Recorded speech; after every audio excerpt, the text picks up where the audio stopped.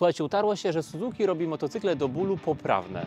Motocykle, które się nie psują, motocykle, które świetnie jeżdżą i są świetnie wyposażone. Natomiast są takim idealnym środkiem. Nie są genialne ani bardzo mocno w kierunku sportu, ani bardzo mocno w kierunku turystyki. Ale dzięki temu są świetne praktycznie w każdej kategorii. I tego potwierdzeniem na pewno jest to, co stoi przed nami, czyli Suzuki GSX-S 1000GX. Oglądajcie.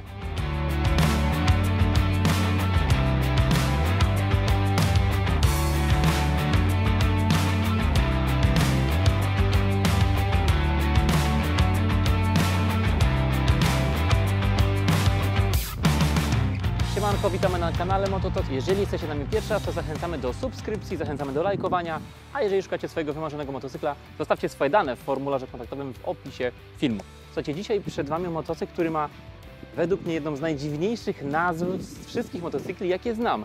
Jak mówię klientowi o tym motocyklu, to muszę powtórzyć to 3 razy, bo nikt tego nie rozumie. GSX S1000GX. Jest tyle tych GX-ów i SX-ów, że można się pogubić. Natomiast jakby bardzo proste jest to, że motocykl jest tutaj idealnie wypośrodkowany motocyklem w kategoriach, powiedzmy, motocykli crossover, czyli coś pomiędzy motocyklem sportowo-turystycznym a motocyklem adventure. Czyli Suzuki wpasowuje go między swojego GSX-a 1000 GT a swojego DL-a 1050. Czyli mamy tutaj cechy motocykla sportowego i szybkiego, co bez wątpienia potwierdza nam ten genialny piec litrowy, 4-cylindrowy oraz fajną, wyprostowaną, wygodną pozycję, którą możemy spotkać w motocyklach typu adventure. Więc jest to motocykl, który posiada trochę cech takich i trochę cech takich. Dzięki temu zyskuje tą swoją niesamowitą uniwersalność. Ale oczywiście jest naszpikowany bardzo fajnymi technicznymi rozwiązaniami, które poprawiają komfort, które poprawiają walory turystyczne, ale również troszeczkę sportowe tego motocykla. Zacznijmy od najbardziej kochanego w Suzuki silnika, czyli 4-cylindrowego, rzędowego silnika o pojemności 1000, generującego moc 152 konie mechaniczne, więc powera tutaj nie zabraknie. Mamy niesamowitą liniową charakterystykę pracy. Silnik jest bardzo, bardzo elastyczny. No i oczywiście niezależnie na którym biegu jedziemy, wykręcenie gazu powoduje, że moc pojawia się zawsze. Oczywiście, jeżeli chodzi o taki największy power, pojawia się on dopiero przy wysokich obrotach. Natomiast dzięki temu, że jest to duża pojemność, spokojnie z niskimi biegami, niskimi średnimi obrotami możemy tą elastyczność uzyskać. Więc sprawdzona jednostka, bardzo, bardzo poprawna i bardzo ceniona. Oczywiście, jak zawsze, znajdą się jakieś minusy, znajdą się jakieś jakby parametry, cechy tego silnika, które mogą niektórym przeszkadzać. Mowa tu przede wszystkim o tych charakterystycznych wibracjach 4-cylindrowego silnika, które gdzieś tam się będą pojawiały w granicach 8000 obrotów. Oczywiście no jakby opcja jest bardzo prosta, albo niżej z obrotami, albo wyżej z obrotami i problem nam znika. Więc tyle jeżeli chodzi o silnik. Sprawdzona, genialna, bardzo, bardzo poprawna jednostka.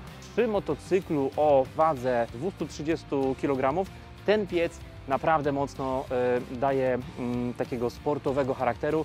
W zupełności jest do tego motocykla wystarczający, a nawet niektórzy mówią, że jest troszkę za mocny wręcz, ponieważ przy takim powerze chciałoby się kręcić go z dużymi prędkościami, natomiast cała konstrukcja motocykla, dość wysoka postawa, nie do końca na to pozwala, bo przy prędkościach powyżej powiedzmy 200 na godzinę, gdzieś ten motocykl może nam delikatnie miękko pracować, no ponieważ mamy tutaj dużą bryłę, więc też w miarę duże opory powietrza, więc nie jest to absolutnie sport, którym możemy latać po 250 na godzinę i będzie komfortowo. Absolutnie nie.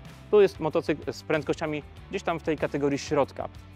Natomiast jeżeli chodzi o pozostałe cechy tego motocykla, bardzo dobre komponenty. Jak zawsze w Suzuki bardzo, bardzo poprawne, czyli aluminiowa rama, aluminiowy wahacz, tutaj stelaż, czyli ta rama pomocnicza jest dołączana, jest przykręcana.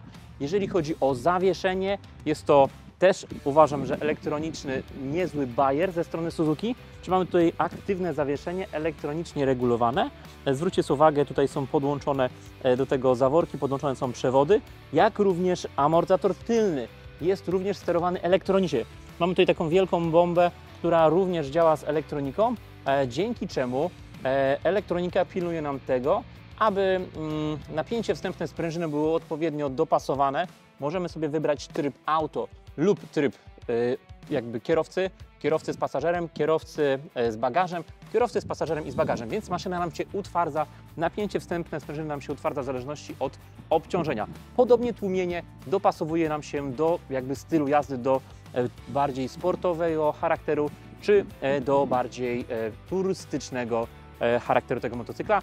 On fabrycznie w opcji auto jest zestrojony bardziej turystycznie, bo taki też ma być, więc jeżeli ktoś preferuje jazdę sportową, no to musiałby sobie ten motocykl troszkę utwardzić, czy sobie dołożyć troszeczkę jakby twardości, zmieniając na kierowcę powiedzmy z bagażem. Wtedy ten motocykl zrobi się sztywniejszy i będzie bardziej się słuchał w lataniu szybkim po zakrętach.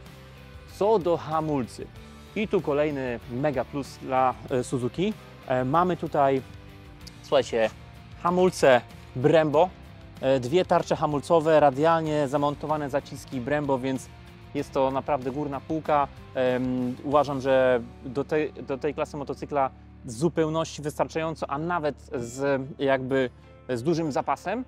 Jeżeli chodzi o tylne hamulce, to nie jest to aż tak istotna cecha, ale naprawdę przód jest to bardzo, bardzo mocny zestaw hamulcowy, który no, daje niesamowitą skuteczność hamowania, potrafi tę maszynę zatrzymać z bardzo wysokich prędkości. Idąc dalej, oczywiście pozycja na motocyklu. Pozycja na motocyklu jest wyprostowana, dość wysoko zamontowana kierownica. Kierownica szeroka, daje pełną kontrolę, ale też nie przesadnie szeroka, jak powiedzmy w DL-u, która gdzieś tam przy zakrętach troszkę może nam kolidować. Dzięki temu jest wygodnie, jest komfortowo. Sporo miejsca tutaj na kanapie. Też jest oczywiście miejsce dla pasażera. Może nie jest to jakaś ogromna kanapa, ale jest to kanapa wystarczająca i dość komfortowa. Oczywiście uchwyt z tyłu to są uchwyty, które już są w standardzie. Nie jakby ten stelaż kufra centralnego czy uchwyty dla pasażera to jest już standard. Natomiast tego miejsca tu jest naprawdę dużo, miejsca też jest dużo na to, żeby motocykl złapać nogami, ścisnąć go i czuć się na tym motocyklu komfortowo. Jeżeli chodzi o ochronę przed wiatrem, może nie ma tutaj elektronicznie regulowanej owiewki. Owiewka w tej pozycji nie jest może jakaś szalowa powalająca co do wielkości, ale oczywiście jest tutaj bardzo dobra aerodynamika. Siedzimy w tym motocyklu dość głęboko, więc ta ochrona przed wiatrem jest bardzo skuteczna. Czyli przy prędkościach, oczywiście cały czas mówimy o tym, że to jest motocykl tej kategorii prędkości środkowych, te 150, 160, jak najbardziej powyżej tych prędkości. Tu już musimy tą pozycję troszkę zmienić, złożyć się bardziej naprzód i przed tym wiatrem schować.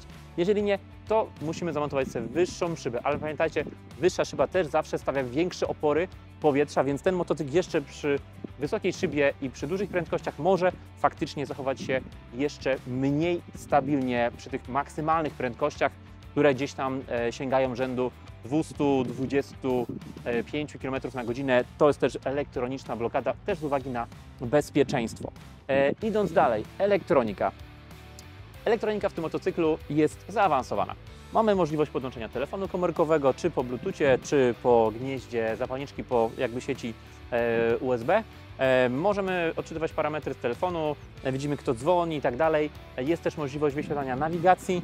Co do systemów elektronicznych zawartych w tym motocyklu, oczywiście elektroniczna przepustnica, czyli wszystkie te bariery, które w modelach Suzuki występują. Mamy tutaj oczywiście ciach, informacja serwisowa i mamy tutaj tryby jazdy SD, MS. Wybierając ten parametr możemy sobie zmieniać tryby tryby A, B i C. A oczywiście to jest mapa najmocniejsza, gdzie mamy kontrolę trakcji dość mocno ograniczoną, czyli będzie ingerowała bardzo, bardzo późno.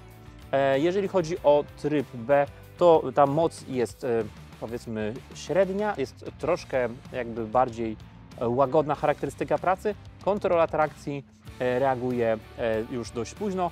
I tutaj oczywiście, jeżeli chodzi o mapę taką deszczową, kontrola trakcji jest tutaj bardzo czuła. I tutaj, jeżeli chodzi o te jakby systemy związane z zawieszeniem, to również zmieniają się podczas zmiany trybów jazdy. Tutaj oczywiście jest mnóstwo funkcji hard, soft, medium, jeżeli chodzi o to tłumienie.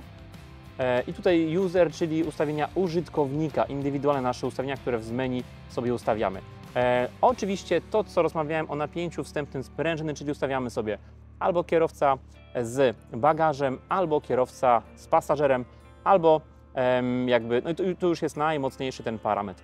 Prosty zegar, ale bardzo czytelny, bardzo funkcjonalny. Tak naprawdę każdy, kto tutaj pierwszy raz ten motocykl dotyka, może bez żadnego problemu tym menu się obsługiwać i to jest czytelne, to jest jakby logiczne, bardzo jasne i to jest fajne w Suzuki, że jest to maszyna nieskomplikowana i możemy właściwie od początku tą maszynę w 100% wykorzystywać, więc tak to działa w Suzuki. Oczywiście quick shifter, który działa w górę i w dół, oczywiście też ten system wspomagania przy ruszaniu, ten easy start, czyli jedno wciśnięcie guzika powoduje rozruch jakby motocykla, nie musimy trzymać guzika aż odpalimy, tylko pojedyncze wciśnięcie powoduje, że rozrusznik kręci aż odpali. No i oczywiście tempomat, to co w motocyklach tej klasy powinno występować, więc właściwie wszystko jest. Jakby jeżeli chodzi o kwestie, o które można się przyczepić, no to jak zawsze tutaj kwestie wizualne, natomiast to są rzeczy, jak to się mówi, ilu użytkowników, tyle, jak to się mówi, gustów.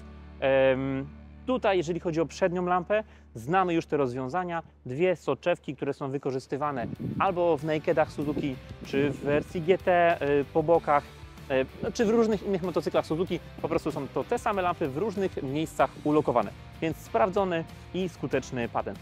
Oczywiście światło pozycyjne po bokach, ostry kształt, no i cała ta przedniowiewka ma być taka ostra, ma być dynamiczna. Czy to się podoba? Na pewno nie jest to jakoś brzydkie, natomiast wiele osób gdzieś tam mówi, że można by było zrobić to troszkę ładniej. Natomiast wydaje mi się, że jest tak jak cały ten motocykl bardzo, bardzo poprawny. Więc jest to motocykl środka crossover Suzuki, który wpasowuje się pomiędzy motocykle adventure, a pomiędzy motocykle sportowo-turystyczne. Motocykl, który jest dobry do wszystkiego. Więc jeżeli szukacie motocykla uniwersalnego, ale z potężnym momentem obrotowym i z mega mocnym piecem, Suzuki GSX S 1000 GX jest motocyklem dla Was. A jeżeli chcielibyście go przetestować, zapraszamy do naszego salonu, gdzie taka maszyna jest do Waszej dyspozycji. Oczywiście mamy tutaj wersję gołą. Taką wersję możecie sobie doposażyć w wersję Travel Pack, która posiada torbę na zbiornik paliwa, posiada inną szybę oraz posiada kufry boczne, które mieszczą kask integralny, więc świetne wyposażenie. Zawsze w Travel Packu wychodzi najkorzystniej cenowo. Dziękujemy Wam bardzo za uwagę. Niedługo ruszamy z testami drogowymi, więc te motocykle będziemy mogli zobaczyć w akcji. Chętnie opowiemy co nieco więcej. Jeżeli macie jakieś pytania, piszcie w komentarzach i dziękuję. Do zobaczenia do następnego odcinka.